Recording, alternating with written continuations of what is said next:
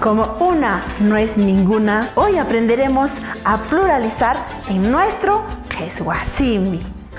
Ya me está dando sed. Yanchu, bienvenidos a tu programa Rimaita Yachasun.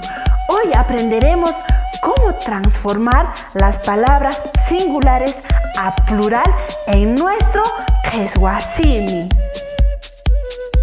En castellano, para pluralizar las palabras, utilizamos los sufijos flexivos, ese y es, dependiendo de la terminación de la palabra, ya sea consonante o vocal.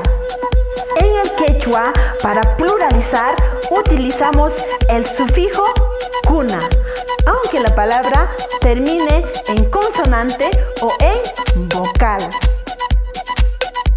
Como por ejemplo, en singular, kuchi; en plural, kuchikuna; en singular, atoj; en plural, atojkuna; en singular, warmi; en plural, warmikuna; en singular, chasca; en plural, chascakuna; en singular, celular; en plural, celularkuna.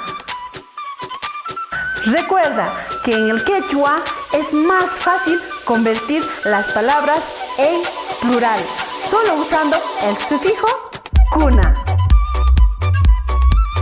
Nos vemos a la próxima semana en tu programa Rimaita Yachasun, solo por Ideario.